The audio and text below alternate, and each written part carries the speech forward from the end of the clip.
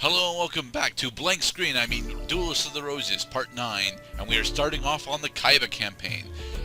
When you start New Game Plus in this game, you are not actually given a choice, although they pretend to give you a choice. See, I'm trying to go back down to Lancaster, but they won't let me. Interesting. So you can only ever do the other one.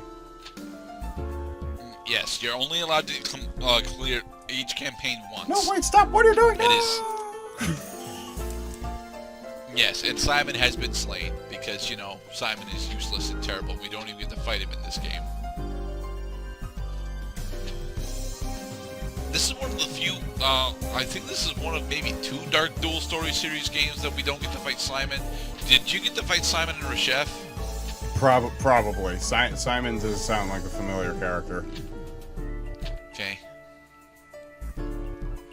They don't seem to leave. They only seem to add people. They don't seem to subtract people that often from the enemy rosters in these games.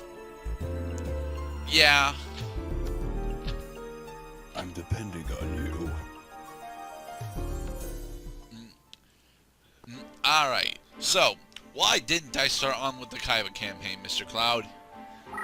Because you wanted to grind up your shit first. Well, that, and the fact that the Kaiba campaign, despite being easier, has no one to actually grind on. My god. Like, seriously, if you're going for any specific type of monster for your deck, or you want a particular steroid, nobody in the Kaiba during the Kaiba campaign is worth grinding on. Although I will say that the Kaiba campaign introduces a lot more map gimmicks that are display the strengths of the game much better than the Yugi campaign does. Now that I do vaguely remember enjoying the. I mean, I love the music that plays in the background while you're doing the Kaiba campaign duels, but I also remember the gameplay being a lot more engaging and interesting in general on this part of the arc than the Yugi arc. Yeah. Because the Yugi arc really only has 1 or 2 maps where you actually have to take into account the map design, specifically against Labyrinth Ruler and Pegasus, and that's strictly because they throw labyrinth walls at you, and it's like, well, what are you going to do against it? Whereas during the Kaiba campaign, pretty much every single map has a dedicated gimmick to it. But first, we must explore the card password system. The card password. Unlike in Forbidden Memories and future Yu-Gi-Oh games that actually use the card codes printed on the Yu-Gi-Oh cards themselves, Duelist of the Roses implements a unique password system where every individual card has a letter and number combo associated with it. Thanks to the efforts of data miners that actually like this game, we've been successfully able to pin down what all 900 plus cards actually are in accordance to their card passwords. And if you would bother to implement them, the card passwords just give you the card for free as opposed to just spending a resource like starships or time. Oh, I agree. Or in valuable stick. Or in the case of Tag Force, the fact that you only get 1 copy of that card, and I think it becomes a rental. Plus, there are certain cards in Tag Force that they flat out won't let you unlock. For example, a Blackluster Soldier Envoy of the End is not actually obtainable by password in Tag Force until you beat the game. So, could you, in theory, build your whole deck just using the passwords, or do you have to, see them first? You do have to see them first, unless you seriously get lucky and manage to guess 40 unique cards, because the password system only allows you to get 1 copy of each card still. Right, so if you wanted duplicates, then you would have to probably cry about it. Yeah. Or you can figure out what Duelist drops that particular card. For example, Fairy's Gift is a relatively low power fairy monster, so there's actually a pretty high chance that we could get a Fairy's Gift off of Taya. Since Taya is running very specifically fairies and I believe winged beasts. Oh look, Fiend's Hand. Oh, there's a mountain over there. For fairies, for a player who's using Tears of the Mermaid, her mountains are a little strewn out to be much of use. Yeah, Taya is honestly way too easy. But as the first opponent in the campaign, she's honestly supposed to be. But if you wanted to grind on Taya to get a viable deck for a mid or end game, you're wasting your time. Taya has nothing of significant power that you really want. She's got a lot of the really good fairy equip spells, like Fairy's Horn and other similar cards, but let's be honest, the fairies at this point in the game kinda suck. The best fairy that's available at this point in the game, I believe, is Wingweaver, and I don't think that Taya's running it. And then again, I'm not even entirely sure if Wingweaver is in this set. I always think Enchanted Javelin is in the game, but then it turns out that it's not, and I get sad about it. Well, how Enchanted Javelin is one of my favorite trap cards of this era. I would confirm that Enchanted Javelin is not in the game. You can? God damn it. No. I'm saying, have we yet? I don't think we have, but we probably won't. Well, we probably won't get around to confirming if Enchanted Javelin is in the game. Oh my! No, it's definitely God. in the game because that's Aeronite Parshath. Oh God, Aeronite Parshath is so fucking awesome. It's pretty much the only card that Taya has that's worth farming for. Unfortunately, Aeronite Parshath does not have its effect in this game.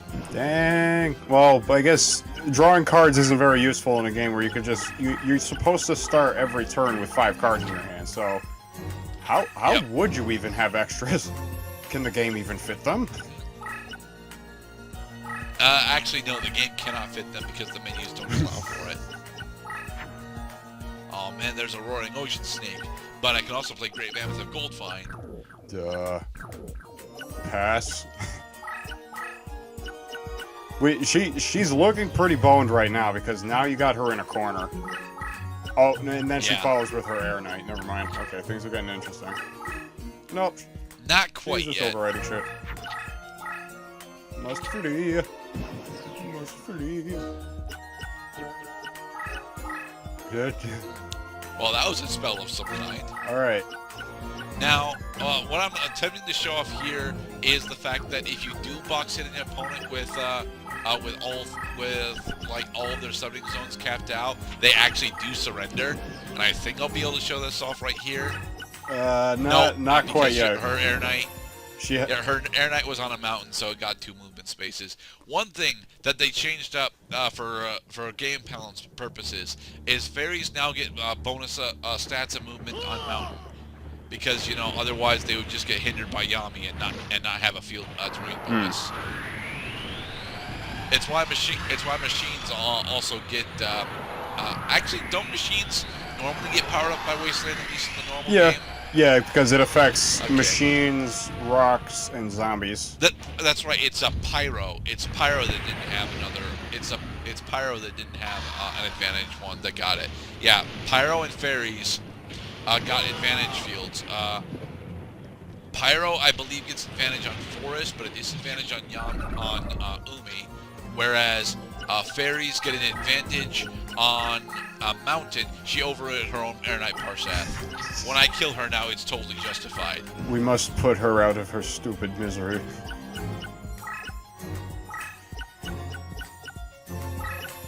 Bake Trap, you're in the way. I'm running you to lower my deck cost, and that's it.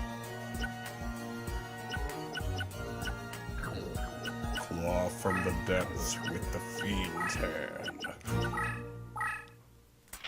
Well, that's kind of what Fiend's Hand does, if it engages in battle, if it's destroyed in battle, it kills the monster that destroyed it.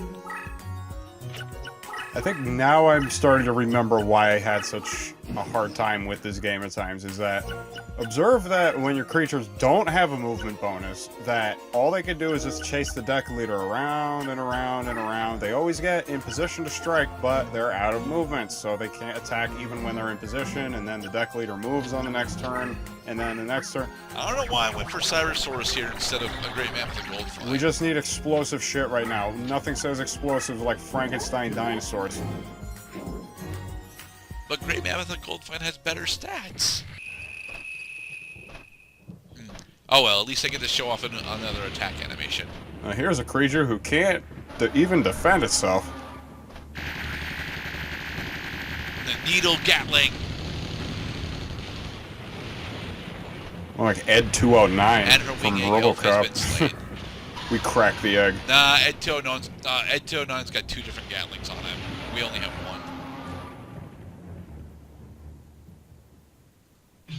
1. Die.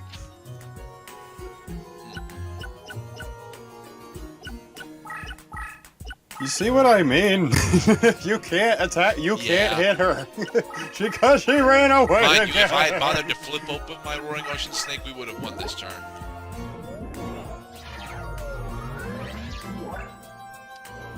And then, of course, she attacks us with Doma, so we deal 1,000 damage and we win. Doma, the angel of Butthurt.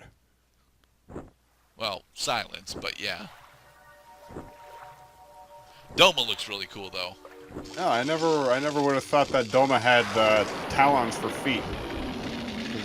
Yeah, she's a dark fairy, so, you know, they have to express how evil she is with something, and the easiest way to make an evil version of something is to give it bestial features. To make it look like something that does not exist by nature.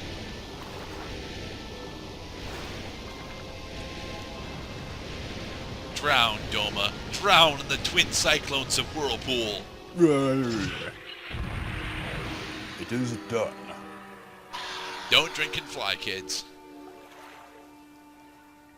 And remember, never feed the ocean snake. It will rise up and eat you. All of your life points belong to the Roaring Ocean Snake. You win! Yay!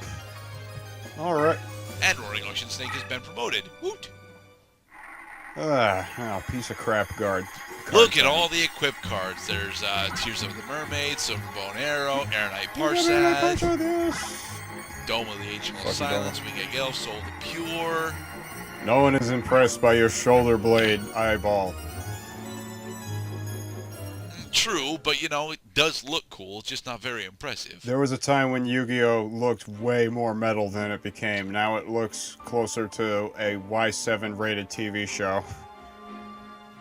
I don't know. I mean, certain aspects of Yu-Gi-Oh! Are still pretty badass. I mean, I still really like the 5Ds era.